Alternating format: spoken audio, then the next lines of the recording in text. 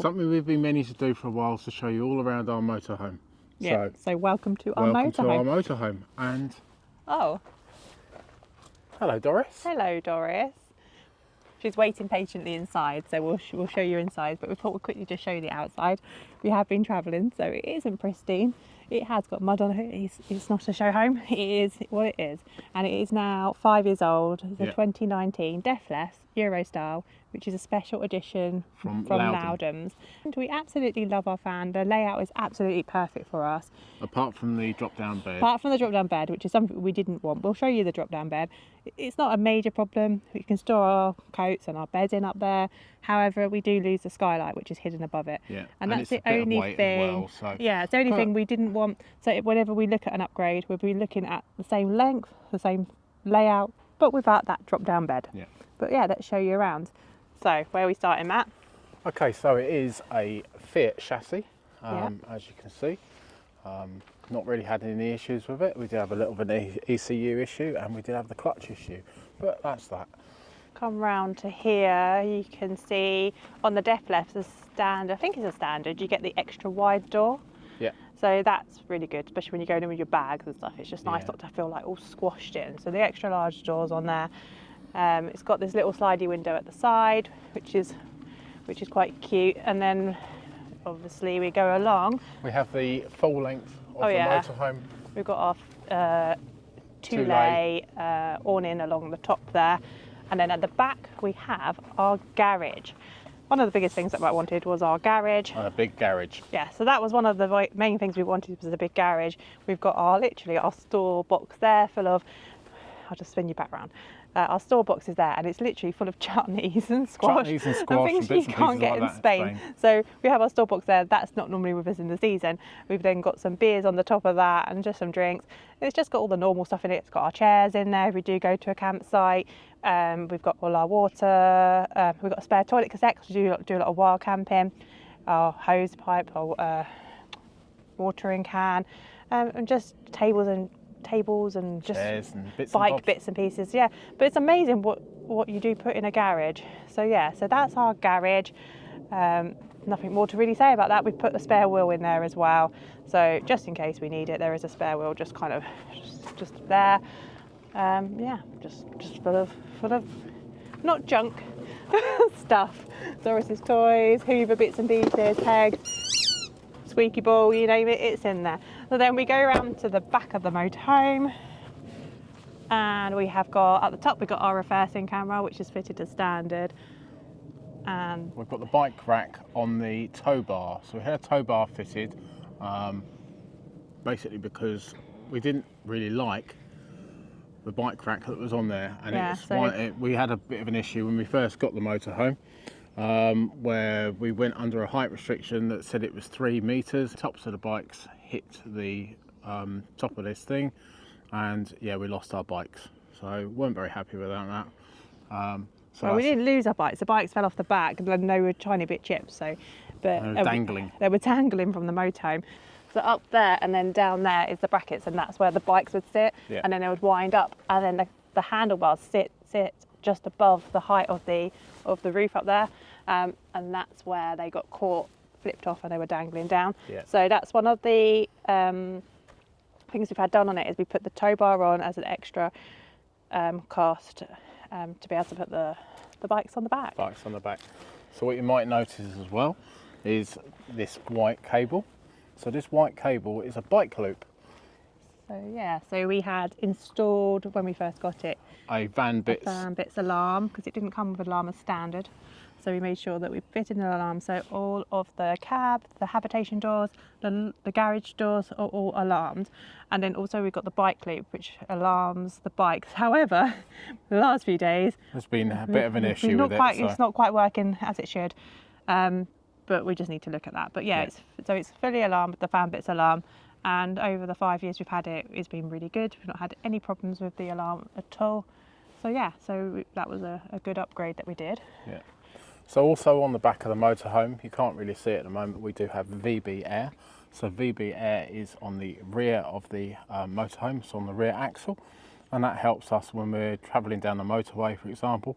You don't get all this swaying from side to side when you overtake lorries and things like that, as you do in a normal motorhome. But the main reason is for when you're going on and off ferries, is it can rise the back of the motorhome up and not ground out. Yeah, but also more than that was when we were travelling around Spain. We'd go down, we tend not to use the toll roads, we'd go down a lot of the smaller roads, and there's lots of speed bumps along them, and for some reason their speed bumps seem to be evil.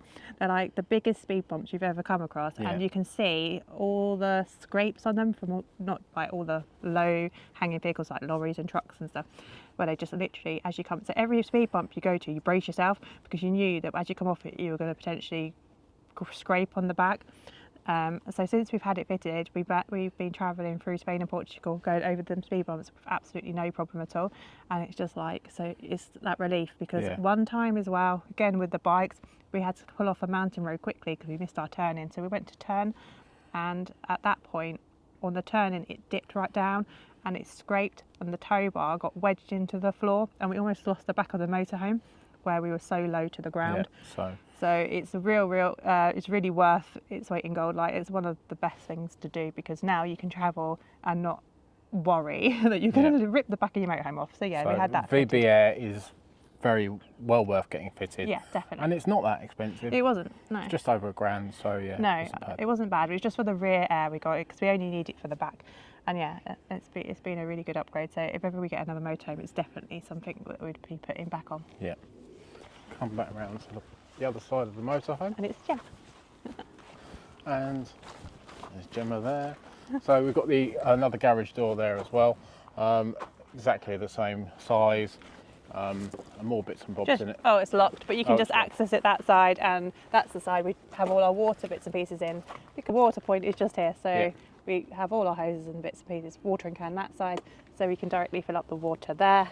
Here's our gas system. So our gas system is a gas-it system. We have two 11 kg cylinders in there, which we can refill from the side of the road at petrol stations. Yeah, so we had the external point fitted, didn't we? Yeah. Because you can do it so you can just fill it up from the locker and open the locker door up, or you can do it from the external point. But when you're in France and Spain and Europe, they don't like if you open the door. Like, so therefore, if you just fill in directly from the side of the fan, they're happy with that. Yeah. So that's the reason we put that on as well. And but yeah, we use our refillable system all the time. We've got the different adapters for if we're abroad, and it allows us to be off grid. It keeps our fridge running, keeps our heating running, make sure we've got hot water.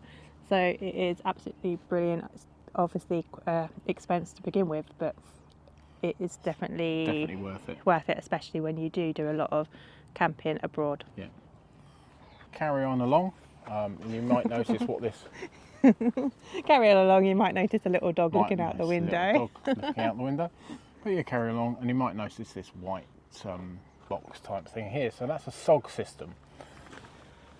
So a SOG system reduces the, you don't have to have. You don't need to use any toilet chemical in the toilet because it's got a charcoal filter in it. Yeah, and it breaks down and just gets rid of the smell.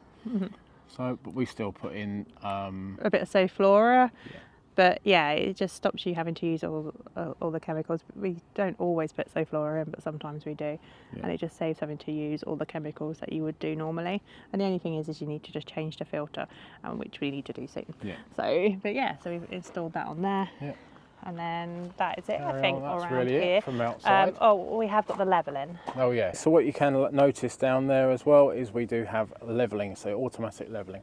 So we have the E&P system, which is fitted onto our motorhome, and yeah, it's great.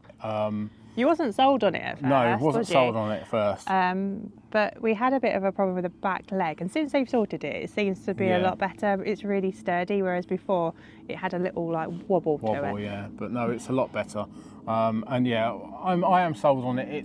It's brilliant. Easy. We've turned up here today and we press a button and we're level. Whereas before you'd have to get how many different ramps out. Yeah, and try and have suss to go out. about 3 or 4 different ramps at this one. Also, what's really good is when we go to play to Airs and into Spain or Portugal, and sometimes you have to go right up back against the wall, for example, and then if you needed to get a levelling ramp out, if you was allowed to on that particular air, it would then bring you forward almost like a metre forward to allow you to get on it off it. So therefore sometimes you wouldn't be able to fit into the spaces. or you would, but you'd be sticking out a long way, and then you'd be a bit worried about that. So by having the levered in, you're basically just lifted up from the position you're in. So it really works well for that. Right, I think that's it for the outside. Yeah. Let's go in. Yeah. Doris I'll hand you over to Gemma. Gemma's going to do the inside. Apparently I'm doing the inside. Right, let's go inside.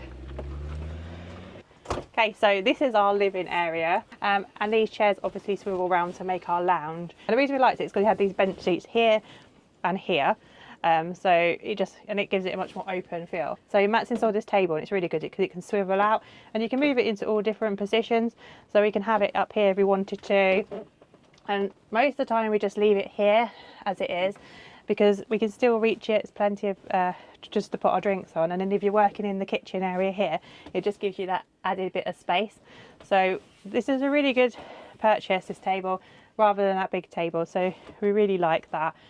This is a drop down bed up here, so this is the bit that Matt really doesn't like, because above it is a skylight and we're losing all of that skylight, but it is handy for all of our jumpers, isn't it? So it does, it is a waste of space, but it isn't, because we do store bedding and stuff up there.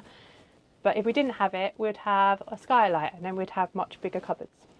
So, but it is what it is. Also under our bench seat, we have all our shoes, and also is our inverter, and that allows power to all of our power sockets. On the roof we have got 3 solar panels, 320 watt solar panels, which powers the inverter when we're off grid. Yeah, and then also we do have a 230 amp hour lithium battery, which is underneath the driver's seat.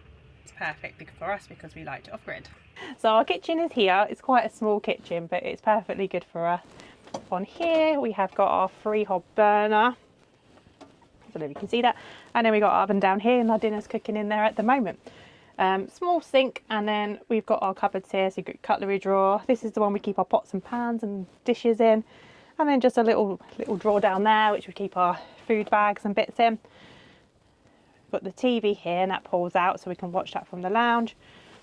We do have a satellite system. Oh yeah, it comes with a satellite system. I call it Kylie Minogue, because it spins around a lot. To spin around a lot. Spinning around. And then you've got your fridge freezer here, which is full of beer and chutney. Yeah.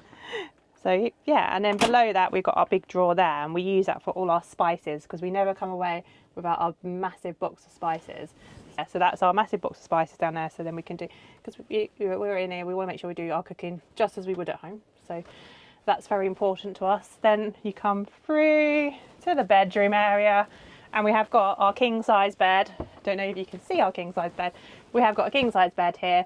And it rises up and down. So if you wanted more space in the garage to put a motorbike in, for example, or bikes in the garage, you can rise it up. But then it does mean when you're going into bed, you've got to run and jump, which we don't like to do. But the bed is really lovely and comfortable. We've got the standard wardrobes each side with the lockers above. And then we have got a telly in the bedroom. So we've also got our gallery up here. So we've got pictures of the family, a picture of Doris up there, which my niece drew when she was very young. And it is very nice just to make, it's our home, so you want to make it as homely as possible. So that's what we do. So it's really important to make sure that your motorhome is homely. Does that make sense? And then if we can split the bedroom up, so we can shut the door here. And then this basically is your bathroom area. And what I absolutely love is this big mirror on the door, so you can see me in it there. But you don't get that in a lot of motorhomes. There's Matt peeking round. I'll just spin you around here. So it's just the typical bathroom to the side, on that side. And then if we just come around to this side, then you've got the shower. We use it for keeping our towels in, and our dirty laundry, and our rucksack. So as you can see, you've got bits and pieces hanging up there. Rucksack and dirty clothes there, but that just all gets put to one side when we need a shower, but it also acts as a bit of storage. But that's pretty much it, I think.